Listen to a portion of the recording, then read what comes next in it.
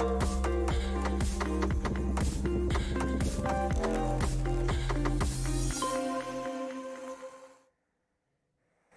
there, you're now with me, Handy Gui, and welcome to your 5 p.m. English news on TVS. Now let's dive into the headlines for today. Sarawak and Sabah will have full control over development projects under 50 million ringgit, as announced by Prime Minister Dato' Sri Anwar Ibrahim. The change will allow both states to handle projects at those values without requiring approval from Putrajaya. Anwar said this is the first step to demonstrate the government's seriousness in committing to the Malaysia Agreement 1963. Seperti sudah tahu, walaupun ada JKR, Sabah dan Sarawak, tetapi kata putus itu terlalu banyak di Putrajaya. Jadi, walaupun peruntukan besar diberikan, tetapi peruntukan itu pun tak dapat dipenuhi kerana pentadbiran mengikut peraturan biasa yang terpaksa merujuk ke persekutuan. Jadi kita telah putuskan dan Kementerian Kewangan bersetuju untuk menetapkan mana-mana projek di bawah 50 juta ringgit itu diserahkan hampir sepenuhnya kepada Sabah dan Sarawak. He said this at a media conference after chairing a cabinet meeting today. Anwar Kuching next month. Now, Prime Minister Dato' Sri Anwar Ibrahim announced that Malaysia will bolster its border control amid fresh waves of COVID-19 fears. In a special address, Anwar said that the health and safety of the people continue to be of the utmost priority. Jemaah Menteri memutuskan tanpa ragu bahawa masalah kesihatan rakyat itu adalah hal yang utama. Soal pelancongan atau pertumbuhan ekonomi itu tidak boleh mengatasi kepentingan mengawal dan merawat rakyat. This comes as China eased its travel restrictions to its residents this coming January 8.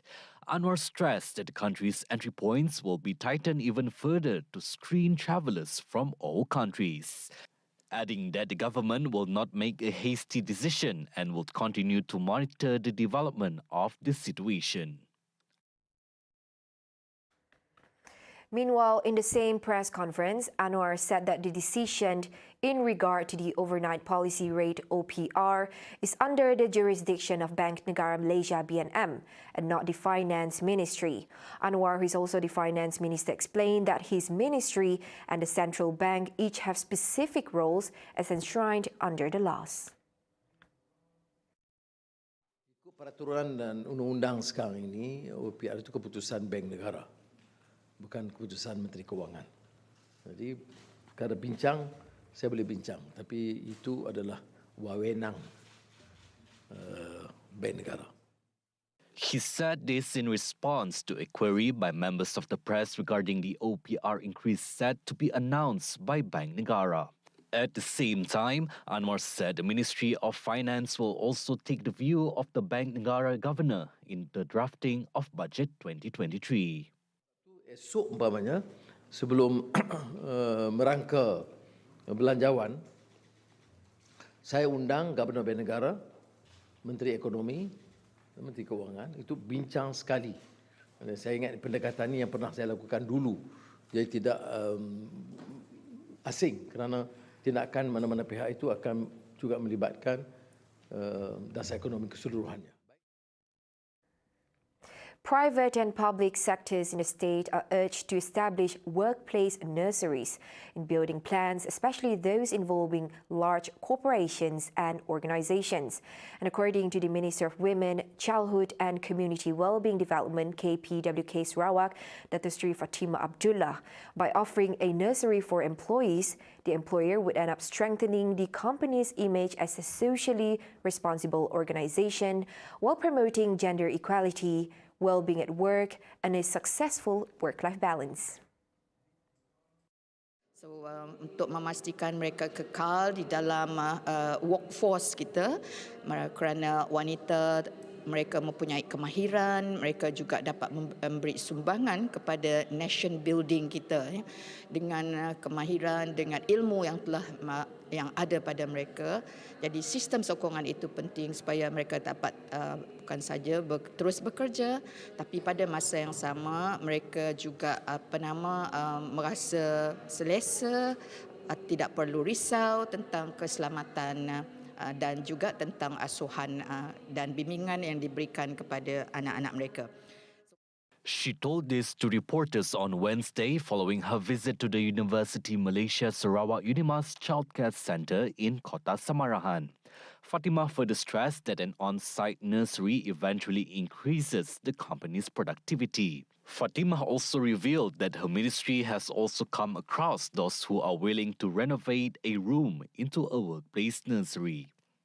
Dan kita bersedia untuk membantu dari segi khidmat nasihat, komponen-komponen yang perlu ada, yang perlu dipatuhi supaya nanti dapat diluluskan dari segi peroperasiannya. Ini yang penting dalam kita nak beri lesen untuk beroperasi. There must be compliance to aspects of safety oleh technical agency seperti BOMBA, seperti Jabatan Kesihatan, seperti local authority. Minister of Women, Childhood and Community Wellbeing Development KPWK Sarawak, Datuk Sri Fatimah Abdullah said that the state government is in negotiations to subsidise early childhood education to B40 groups starting this year. As such, she further revealed that the Premier of Sarawak, Datuk Paninggi Tan Sri Abang Johari Tun Openg, has also agreed to allocate 2.5 million ringgit to realise the said initiative. Jadi we are working on it untuk memberi bantuan terutama kepada kumpulan B40. Sebenarnya Yang Amat Berhormat telah bersetuju untuk memberi peruntukan sebanyak 2.5 juta. 2.5 juta. Kemudian kita akan perhalusi dari segi kriteria-kriteria yang boleh mendapatkan bantuan ini untuk menghantar anak-anak mereka ke taska, terutama taska swasta. Kalau di luar bandar, kita mempunyai taska juga. Taska di luar bandar kebanyakannya dikendalikan oleh Kemas. However, Fatimah said that the amount can only be subsidised by the state government is still under evaluation and the rest of the funding will be remunerated by the parents themselves. The search and rescue SAR operation to locate an elderly man who went missing on New Year's Day from his home in Pasir Puteh, Kuala Suai, has been expanded to a 4-kilometre radius. It is believed that Atna Sulong, 61, had gone missing in a nearby oil palm plantation on the night of January 1st.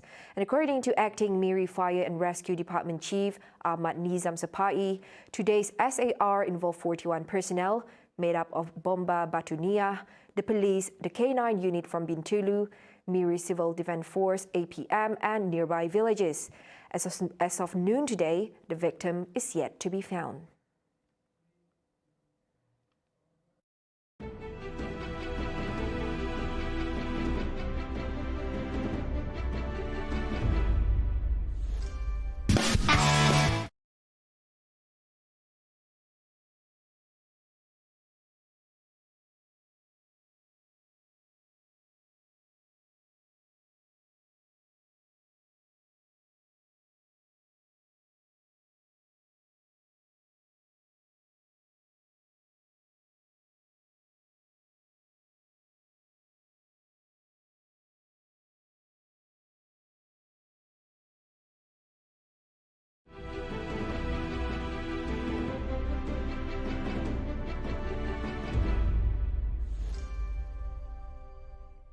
Hello there and welcome back. Now, MPKS mulls to set up its own traffic warden unit to enforce traffic regulations in Samarahan.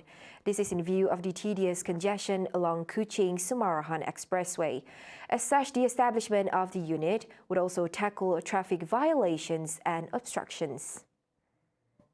Its chairman, Dato' Peter Minos, pointed out that it is due time that the council to emulate the likes of Kuching South City Council, MBKS, Kuching North City Commission, the BKU, and Miri City Council, who have their own traffic wardens. He noted that a short-term solution for the congestion along the expressway is to acquire the police to assist in controlling the heavy traffic flow at the Jalan Chana near Samajaya Free Industrial Zone.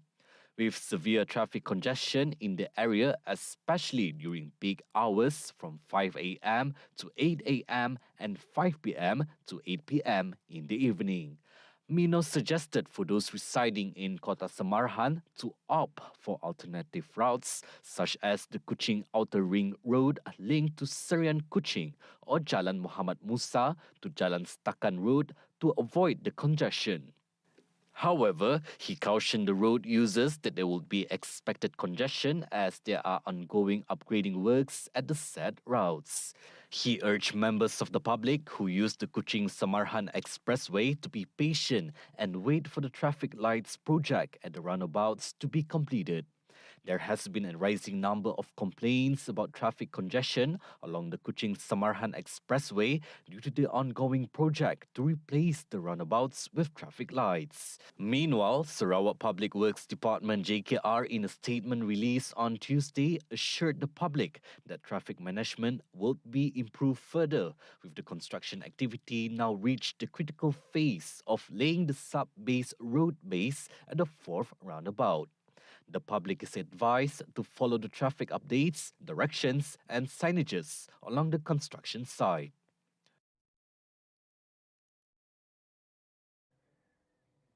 Now wrapping up the 5 p.m. news, Malaysia and Pakistan renewed commitments to enhance cooperation under the framework of their development partnerships. Both countries noted that the long-standing partnership has expanded to cover a wide range of areas including trade and investment, education, defense, culture, as well as people-to-people relations. Prime Minister Dato Sri Anwar Ibrahim said this upon receiving a telephone call from Pakistan Prime Minister Shehbaz Sharif today. In the video of a phone conversation which Anwar uploaded on Facebook, Anwar expressed readiness on Malaysia's part to raise bilateral ties with Pakistan to a higher level through a joint commission meeting mechanism. Anwar also expressed hope that the brotherly and friendly relations, including personal ties between both countries, would continue to expand. I think our concern is, of course, to make sure that the relations, long historical relations with Pakistan, and many of us, which include me, have very high regard and respect for, Allama Muhammad Iqbal and Khairul Azam Ali Jinnah. So it is not also present bilateral trade, but also cultural, Islamic, and philosophical sort of understanding, which have benefited us immensely. Malaysia and Pakistan continue to strengthen bilateral cooperation since both countries agreed to a strategic partnership in 2019. Pakistan is an important trading partner in South Asia, and bilateral trade totaled $1.42 billion in 2021. That's all the time we have for TVS News at 5. I'm Henry Gui. Thank you for watching.